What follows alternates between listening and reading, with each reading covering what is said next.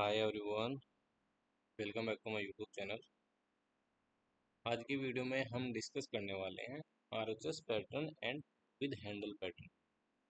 RHS का मतलब होता है reverse head and shoulder pattern. आज की वीडियो में हम डिस्कस करेंगे कि कैसे हमें आरएचएस पैटर्न ढूंढ सकते हैं, कैसे हमें आरएचएस पैटर्न करना आना चाहिए, कौन सी कंपनियों में इसे हमें ढूंढना चाहिए, कहाँ पे हमें इसे ट्रेड करना चाहिए। इन सभी चीज़ों को आज की डिटेल से समझेंगे। उसके लिए वीडियो को एंड तक जरूर देखें, और अगर अभी तक आपने चैनल को सब्सक्राइब नहीं किया तो प्लीज़ चैनल को सब्सक्राइब करें और अधिक से अधिक लोगों के साथ शेयर करें, ताकि और भी लोग हमारे साथ जुड़ के चीज़ों को सीख सकें, समझ सकें। तो सबसे पहले हम बात करते हैं आरएचएस पैटर्न। आरएचएस पैटर्न आया कहाँ से? सबसे पहले हम समझते हैं हेड एंड शोल्डर पैटर्न। क्योंकि आरएचएस पैटर्न है ये reversal pattern. Head and shoulder pattern की बात, इसका नाम हेड शोल्डर पैटर्न पड़ा क्यों है? सबसे पहले ये समझ, ये एक इंसान की चेस्ट है। जो ये लाइन मैंने ब्लू लाइन यहाँ पे ड्रॉ देखी है, इसके ऊपर क्या है? उसके ये उसका कंधा है, लेफ्ट वाला शोल्डर। फिर ये इसका हेड है और ये उसका राइट शोल्डर। अब एक चीज ध्यान में रखना, एक बार इनको मैं आर से मतलब राइट शोल्डर, एल मतलब left shoulder, H means head है यहाँ,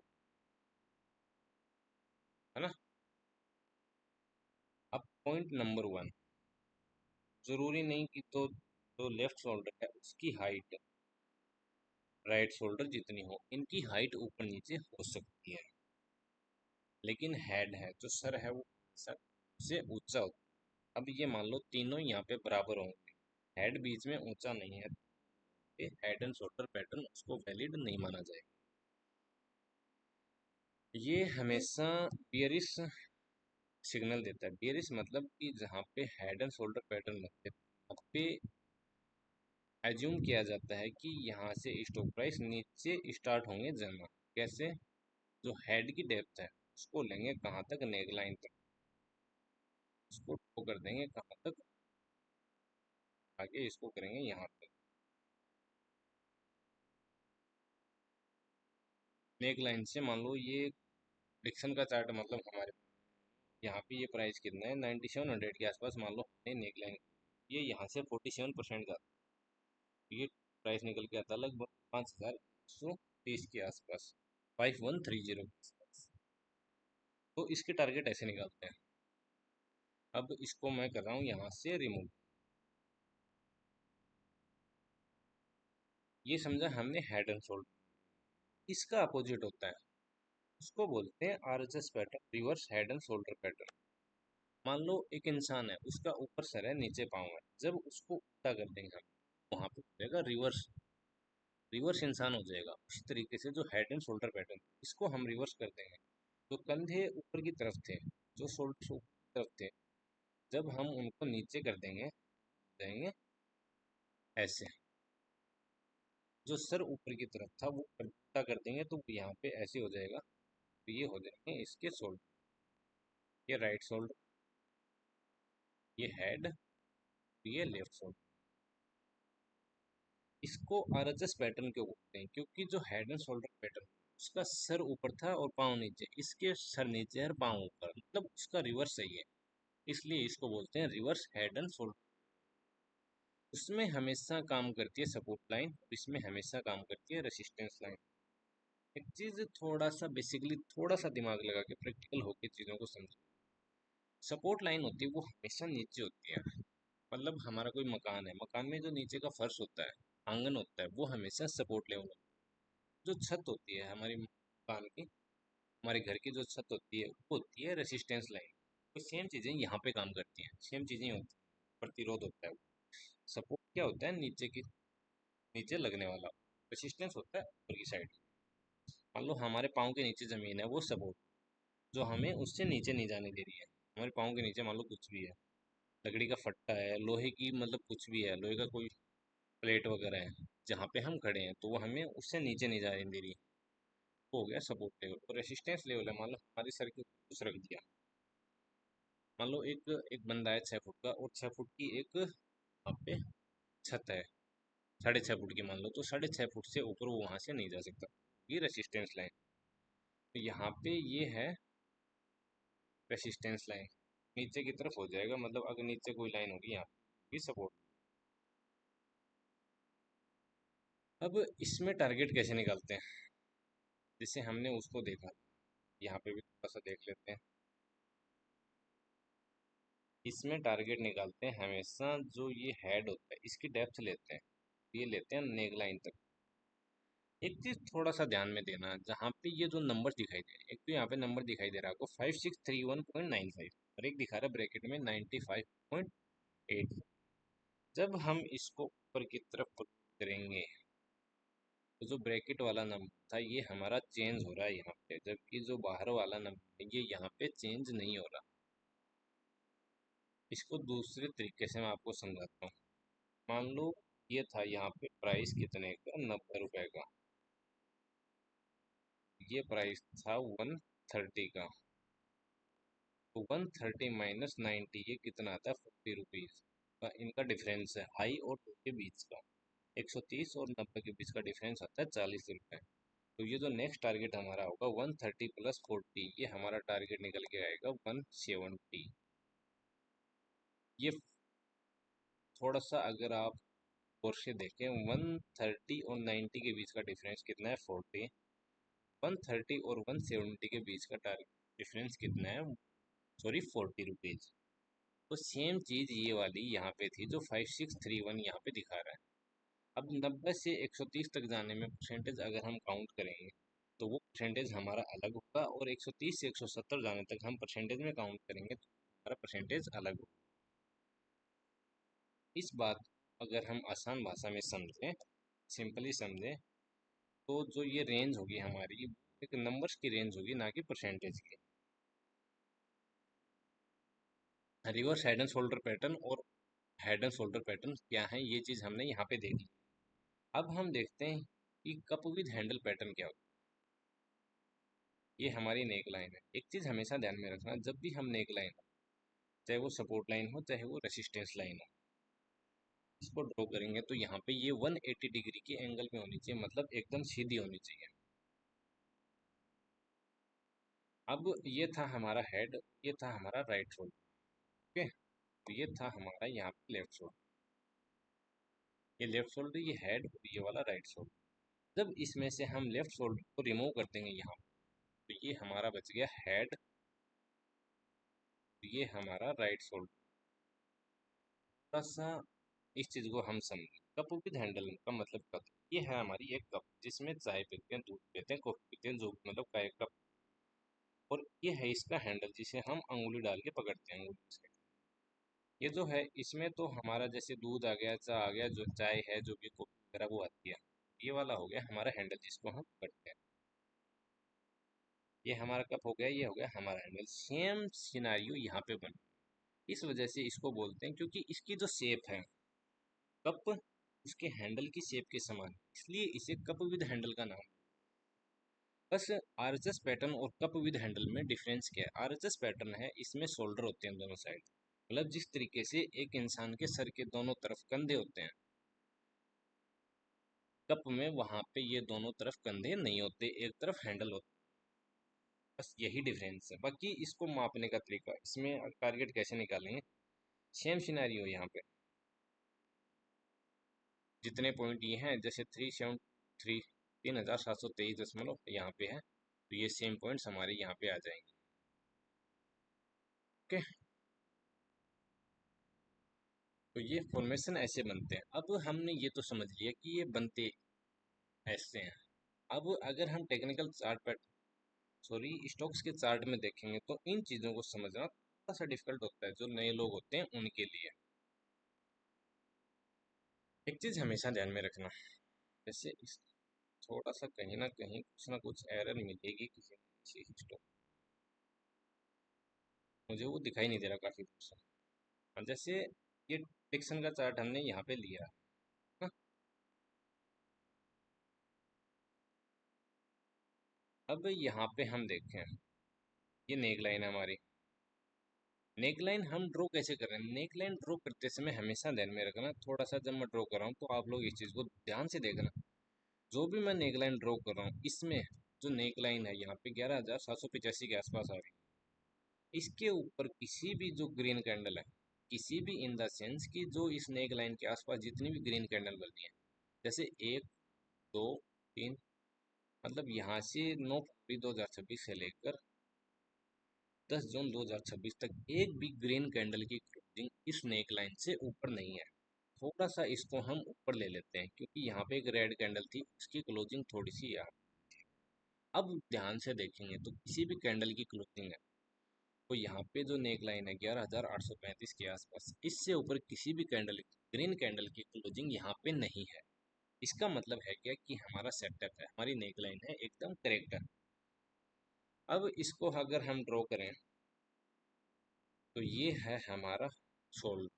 शोल्डर कैसे पता लगेगा कि ये शोल्डर है या फिर हेड? थोड़ा सा आगे देखेंगे कि स्टॉक प्राइस इससे ज़्यादा नीचे आया था, तो ये हमारा हेड हो गया। ये यहाँ पे दोबारा टच किया, फिर यहाँ पे दोबारा गया। अब चाहे तो इस पूरे को एक मान लो, चाहे इसको यहाँ पे दो मान लो, आप लोगों पे है वो कैसे आप लोग इसको एज्यूम करते हैं मान। पर मेरा कहने का मतलब है कि यहाँ पे अगर हम गौर से देखें तो यहाँ पे मैंने बना भी दिया है, तो ये है हमारा RHS pattern, reverse head and shoulder pattern, है ना। इसका टारगेट निकालने के लिए हम क्या करेंगे? सेम वही तरीका है। हेड की डेप्थ है, इसको हम लेंगे,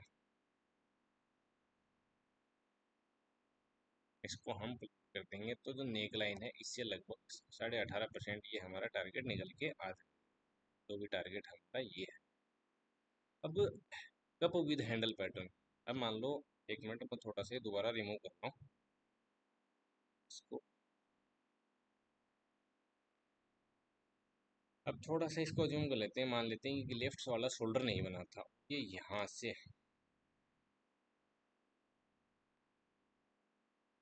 ये ऐसे ही बनाया था कप विद हैंडल, इसमें लेफ्ट का शोल्डर था ही नहीं, तो भी हमारा सेम आ जाएगा। और अगर ये ऐसे आ रहा है, अगर हमारा शोल्डर है तो भी वहाँ पे कोई इश्यू वाली बात है नहीं, वो एक ही चार्ट। अब यहाँ पे इसका कंफर्मेशन माना कब जाएगा? जो कप विद हैंडल पैटर्न, जो RHS पैटर्न जो भी बना, RHS पैटर्न में दोनों तरफ शोल्डर है, और कप विद हैंडल में एक तरफ हैंडल होगा बस। वो एक तरफ दो हैंडल भी हो सकते हैं, एक भी हो सकता है, तीन भी हो सकता है, पर हैंडल होने बहुत जरूरी है। अगर एक से ज़्यादा हैंडल है यहाँ पे, मान लो यहाँ पे ये ऐसे बन रहा है, दोबारा से ऐसे बनते बनते जा रहे हैं, लेफ्ट साइड का शोल्डर नहीं है, तो ये तो हो जाएगा complex cup with handle pattern. और ये मान लो लेफ्ट साइड का शोल्डर है और एक साइड में यहाँ पे तीन चार शोल्डर, मतलब एक साइड एक शोल्डर है और दूसरी साइड में तीन भी हो सकते हैं, चार भी हो सकते हैं। अब वो लेफ्ट साइड भी हो सकती है, वो राइट साइड भी हो सकती है, कोई सी भी साइड हो सकती है। वो हो जाएगा कॉम्प्लेक्स RHS पैटर्न। जो कॉम्प्लेक्स पैटर्न होते हैं, complex RHS pattern and complex cup with handle pattern, इनके सक्सेसफुल होने के चांसेस बहुत ज़्यादा होते हैं, मतलब 100% होते हैं, ऑलमोस्ट। ऑलमोस्ट 100% यहाँ पे इनके चांसेस होते हैं सक्सेसफुल होने के। अब यहाँ पे ब्रेकआउट कब माना जाएगा? जब यहाँ पे एक ग्रीन कैंडल, ये जो नेक लाइन है 11,800 के आसपास हमारी नेक लाइन आ रही है, 11,846 के आसपास, इससे ऊपर एक ग्रीन कैंडल के साथ क्लोजिंग देती है, तो हमारी होगा ब्रेकआउट। अब ब्रेकआउट कंफर्मेशन कब होगा? मान लो यहाँ पे एक कैंडल बन जाती है ना, उसके नेक्स्ट डे जो कैंडल बनेगी उसकी जो लो, अपन लो हाई क्लोज है, वो जो ब्रेकआउट वाली कैंडल थी, मान लो 11 तारीख को कैंडल ने ब्रेकआउट देती है ग्रीन कैंडल के साथ, फिर जो 12 तारीख की जो कैंडल है इसके ओपन हाई लो क्लोज 11 तारीख वाली कैंडल के ओपन हाई लो क्लोज से रिस्पेक्टिवली ऊपर होनी चाहिए। मतलब 12 तारीख का ओपन है वो 11 वाली कैंडल के ओपन से ऊपर, 12 वाली का हाई 11 वाली हाई के हाई से ऊपर, 12 वाली लो, सॉरी 12 वाली का लो 11 वाली के लो से ऊपर, 12 वाली का क्लोज 11 वाली के क्लोज से ऊपर, हाई से हाई ऊपर, लो से लो ऊपर, क्लोज से ऊपर, और ओपन से ओपन। अब ये हमारा टारगेट जो टेक्निकल सेटअप है ये कंफर्म माना जाएगा। ओके, एक चीज हमेशा ध्यान में रखिए। अब मैं इसको थोड़ा रिमूव करता हूँ सारे को, फिर ड्रॉइंग्स में रिमूव कर। एक चीज थोड़ा सा अगर ध्यान से देखेंगे आप, मैं ये मतलब ड्रॉ कर रहा हूँ। अब थोड़ा सा मान लो मैं अज्यूम कर लेता हूँ कि यहाँ तक जाता है, मतलब ऐसे ये कैंडल्स जाती हैं तो यहाँ पे रुक जाती हैं। यहाँ पे क्यों रोका है मैंने? क्योंकि मान लो ये यहाँ पे एक ड्रॉ कर लेते हैं हम थोड़ा सा ऐसे, है ना। फिर यहाँ से ये क्या होगा,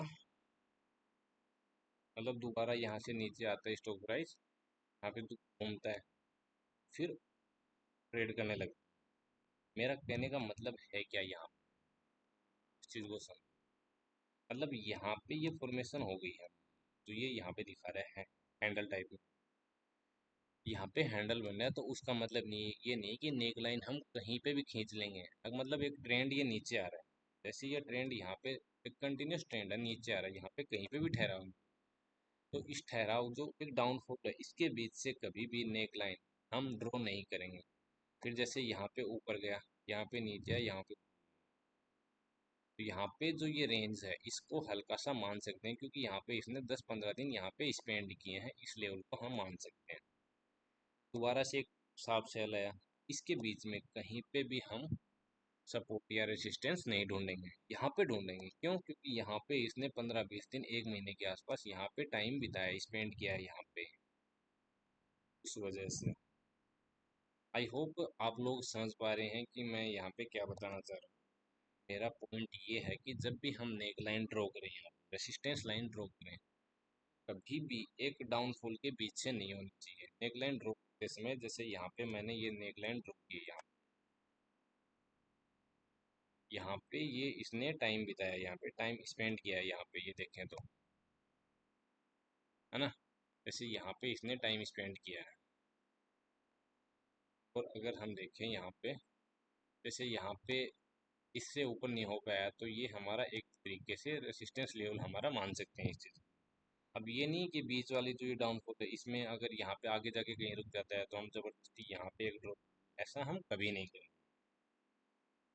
ओके, तो ये तो हमने समझ लिया कि कैसे हम नेकलाइन ड्रॉ करेंगे और कैसे हमारे टेक्निकल चार्ट पैटर्न बनते हैं, कैसे हम उनको देख सकते हैं। फिर जैसे शुरुआत में थोड़ी सी दिक्कत हो, थोड़ा सा इश्यू हो इन चीज़ों को थोड़ा सा पहचानना, जब 200 चार्ट, 150 चार्ट, 250 चार्ट, जितना ज़्यादा चार्ट को टेक्निकल्स हैं, जो टेक्निकल चार्ट पैटर्न्स हैं कंपनियों के स्टॉक्स के, उनको जितना ज़्यादा देखोगे तो वहाँ पे चीज़ें उतनी आसान लगनी स्टार्ट हो जाएंगी। 2 महीने, 4 महीने, 6 महीने में फिर चीज़ें बिना लाइन ड्रॉ किए हुए भी, अब जैसे यहाँ पे है, ये मैंने नॉर्मली देख लिया ना, मुझे ये यहाँ पे कप विद हैंडल पैटर्न बिना ड्रॉ किए दिखाई दे रहा है। जैसे अगर नेक्स्ट एवेन्यू सुपर मार्ट, यहाँ पे कोई भी टेक्निकल चार्ट पैटर्न, तब मुझे लाइन ड्रॉ करनी ही नहीं पड़ी, क्योंकि प्रैक्टिस इतनी ज़्यादा हो गई है। आप लोग भी जैसे जैसे प्रैक्टिस करेंगे, चीज़ें वैसे वैसे आपके फेवर में होना स्टार्ट हो जाएंगी। अब सबसे मेन पॉइंट ये है कि जो RHS पैटर्न है, कप विद हैंडल पैटर्न है, CWH एंड RHS पैटर्न, ये सक्सेसफुल कहाँ पे होते हैं, हमें कौन सी कंपनियों में इन्हें ट्रेड करना चाहिए। इसके लिए 3-4 कंडीशन इन आप किसी नोटबुक में नोट डाउन कर सकते हैं। सबसे पहले तो ये जो टेक्निकल चार्ट पैटर्न है, ये लार्ज कैप की कंपनियों में ही काम करते हैं, स्मॉल कैप में ये काम नहीं करते। लार्ज कैप का मतलब क्या है कि मार्केट कैपिटलाइजेशन के हिसाब से जो इंडिया की 100 सबसे बड़ी कंपनी में ही ये काम करते हैं। Point number 1। पॉइंट नंबर 2, अब आपका पॉइंट हो सकता है कि अनिल भाई डिक्सन टेक्नोलॉजी तो लार्ज कैप कंपनी नहीं है, तो यहाँ पे आप इसमें इतना कॉन्फिडेंस कैसे रखते? तो ये है हमारा पॉइंट नंबर 2। अगर कंपनी लार्ज कैप नहीं है, कंपनी मिड कैप है, तो वहाँ पे कंपनी अपने सेक्टर की, अपने बिजनेस सेगमेंट की मार्केट लीडर कंपनी होनी चाहिए। डिक्सन टेक्नोलॉजी जो प्रोडक्ट बनाती है, जो काम करती है इस सेगमेंट में, इस सेक्टर में, इसके टक्कर में दूसरी कंपनी नहीं है जिसका बिजनेस इतने अच्छे से चल रहा हो। तो ये हो गए हमारे 2 पॉइंट। पॉइंट नंबर 1 क्या था? लार्ज कैप कंपनी होनी चाहिए। पॉइंट नंबर, अगर कंपनी मिड कैप है या स्मॉल कैप है, जैसे एंजल वन है, ये मिड कैप से भी शायद थोड़ा नीचे है। लेकिन अगर हम एंजल वन की बात करें, अपने सेक्टर की सबसे अच्छी कंपनी है। जैसे इससे नीचे आती हैं कौन सी, जैसे मोतीलाल ओसवाल है, उतनी अच्छी कंपनी मोतीलाल ओएफएस है ना, और भी कुछ होंगी कुछ। चलो एंजल वन की वजह अगर हम और किसी कंपनी का ले लें जो स्मॉल कैप में है, लेकिन उनके जो बाद की कंपनी है, उनके पेयर कंपैरिजन में जो बाद की कंपनी है वो उनके आसपास ही नहीं टिक पाती बिजनेस में, तो उन कंपनियों में हम इसका सिलेक्शन करेंगे। उन कंपनियों में हम टेक्निकल चार्ट पैटर्न यहाँ पे अप्लाई कर सकते हैं, आरएचएस पैटर्न एंड कपो विद हैंडल पैटर्न। दो कंडीशन हमारी होंगी। तीसरी कंडीशन क्या होगी? तीसरी कंडीशन होगी हमारी, कंपनी के फंडामेंटल्स बिजनेस है उसकी आने वाले 10 साल 20 साल तक डिमांड रहनी चाहिए। अब जैसे कोलगेट की बात करें, कोलगेट कोलपाल का जो स्टॉक है वो एक मिड कैप कंपनी है, लेकिन अगर हम इसके सेगमेंट में देखें, इसके पीयर कंपैरिजन में जाके देखें, तो कोलपाल के टक्कर की दूसरी कंपनी अभी इंडिया में कोई है ही नहीं जो कोलगेट वगैरह बनाती है। इसके टक्कर की कोई दूसरी कंपनी नहीं है। अब थोड़ा सा प्रैक्टिकली समझो इस चीज़ को कि जैसे जैसे पॉपुलेशन बढ़ेगी तो कोलगेट है उसके यूजर वहाँ पे बढ़ेंगे बढ़ेंगे, तो आने वाली 20 साल 30 साल तक इसकी जो डिमांड है वो रहने वाली है, तो वहाँ पे इसको हम ट्राई कर सकते हैं। पॉइंट क्या था? पहला पॉइंट लार्ज कैप कंपनी, दूसरा पॉइंट था अगर कंपनी मिड कैप या स्मॉल कैप है तो अपने सेक्टर की मार्केट लीडर कंपनी होनी चाहिए। जैसे कौन सी है? जैसे डिक्सन टेक्नोलॉजी है, अपने सेक्टर की मार्केट लीडर कंपनी है, कोलपाल है। ओके। तीसरा पॉइंट, कंपनी की आने वाले टाइम में डिमांड रहनी चाहिए। चौथा पॉइंट, कंपनी के फाइनेंशियल्स वहाँ पे ऑन द टॉप होने चाहिए, हाईएस्ट और फाइनेंशियल होनी चाहिए। फाइनेंशियल्स में जैसे पी रेशियो वो अच्छा होना चाहिए, लोएस्ट एवर पी रेशियो होना चाहिए, आरओसी आरओई हाईएस्ट एवर होने चाहिए, सेल्स हाईएस्ट एवर होनी चाहिए, नेट प्रॉफिट वगैरह हाईएस्ट एवर होने चाहिए। कि जब सभी चीज़ें वहाँ पे हमारे फेवर में होती हैं तो टेक्निकल चार्ट पैटर्न के सक्सेसफुल होने के चांसेस वहाँ पे काफ़ी ज़्यादा बढ़ जाते हैं। फिर एक चीज़ और देखें हम, टेक्निकल जो chart pattern, RHS pattern and cup with handle pattern, इनके टारगेट है। मान लो किसी कंपनी में यहाँ पे cup with handle pattern, RHS pattern बने, एक साल के भीतर अपना टारगेट वहाँ पे अचीव होता हो जाता है। मैक्सिमम एक साल लेता है वहाँ, एक साल से टाइम ही रेयर चांस में लेता है। आई होप आज की वीडियो में दी गई जानकारी आप अच्छे से समझ में आ गई। अगर इसके बावजूद आप RHS pattern and couple handle pattern से रिलेटेड किसी भी तरह का डाउट यहाँ पे रहता है, आप लोग कमेंट करके कमेंट सेक्शन में पूछ सकते हैं। दोबारा से मैं आपके लिए, अगर इस वीडियो को सुन है तो क्या पॉइंट आपके रहते हैं वो आप कमेंट करके बता सकते हैं, ताकि नेक्स्ट वीडियो अच्छे से समझाने की कोशिश करूँ। अब एक वीडियो हमारी आएगी buy dip, buy on dip and sell on rise पे, कैसे काम करती है, कैसे हमें उस पर काम करना चाहिए। थोड़ा सा एक चीज़ मैं यहाँ पे मिस हो गई थी मुझसे, कौन सी? जैसे हमने स्टार्टिंग में यहाँ पे एक पैटर्न डिस्कस किया था, कौन सा वाला?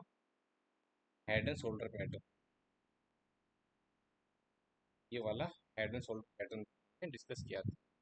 अब इसको हम क्यों नहीं कंसिडर करते? क्योंकि अब ये बताओ, जैसे हमने ये समझा था कि ये जो रेंज है ना, ये यहाँ तक, जैसे यहाँ तक नीचे जितना टारगेट है इसका नीचे की तरफ हम करेंगे तो हमारा टारगेट। अब ये कौन सी कंपनी में काम करता है हेड एंड शोल्डर? जो खराब कंपनियां होती हैं, ना तो उनका बिजनेस बढ़िया होता है ना उनके फाइनेंशियल बढ़िया होता है। अब मान लो टीसीएस जैसी कंपनी है, मार्केट लीडर, हिंदुस्तान यूनिलीवर है, इंफोसिस है, एचसीएल टेक्नोलॉजी है, रिलायंस है, एचडीएफसी बैंक है, आईसीआईसी बैंक है, एक्सिस बैंक है, कोटक महिंद्रा बैंक है। मान लो में यहाँ पे ये पैटर्न फॉर्मेशन हो जाता है, हेड एंड शोल्डर यहाँ पे ये काम नहीं करेगा कि वो कंपनियां टॉप पर हैं तो वो किसी वजह से हैं, उसमें ये पैटर्न फॉर्मेशन हो रहा है तो ऑपरेटर के द्वारा जबरदस्ती फॉर्म किया जा रहा है, या फिर छोटे मोटे सेंटिमेंट्स की वजह से वहाँ पे वो फॉर्मेशन हो रहा है वहाँ, और बाकी इसके पीछे कोई भी लॉजिक नहीं है। अब ये मानो रिलायंस है, वो इंडिया की सबसे बड़ी कंपनी, तो वो ऐसी तो नहीं बनी होगी ना, उन्हें बिजनेस करना आता होगा। मान लो रिलायंस में ये head and shoulder pattern open हो रहा है, इसका मतलब ये थोड़ी है कि मतलब ये काम करेगा। हाँ हो सकता है, काम कब करेगा ये? मान लो वहाँ पे सब कुछ कंपनी में खराब चल रहा है, मैनेजमेंट है वो उसमें आपसी कलह चल रहा है, कंपनी का बिजनेस है वो एकदम डावाडोल हो डगमगा गया वहां पे, उस टाइम पे यहाँ पे ये काम करते हैं, है ना। इनकी पॉसिबिलिटी होती है वो बहुत कम होती है लार्ज कैप कंपनी में। जो अपने सेगमेंट की मिड कैप कंपनियां जो अपने सेगमेंट में मार्केट लीडर कंपनी होती है वहाँ पे इसके सक्सेसफुल होने के चांसेस कम होते हैं। अब बहुत कम होते हैं इसका मतलब ये नहीं है कतई भी कि ये सक्सेसफुल होते ही नहीं है। पर मेरा कहने का मतलब ये है कि जो अच्छी कंपनी है, मान लो इन्फोसिस में ये टेक्निकल चार्ट पैटर्न यहाँ पे फॉर्म हो गया एआई की वजह से, आर्टिफिशियल का जो हवा बना हुआ है यहाँ पे, आर्टिफिशियल की डिमांड चल रही है सबसे ज़्यादा, जो बूम चल रहा है उसकी वजह से ही मान लो टीसीएस में ये पैटर्न बना, ये हमारा निकल गया रहा 50%। क्या टीसीएस अपना बिजनेस ऐसे ही खराब होने देगी? क्या वो पैसा खर्च नहीं करेंगे एआई की तरफ? चीज़ों को हमें समझने की ज़रूरत है।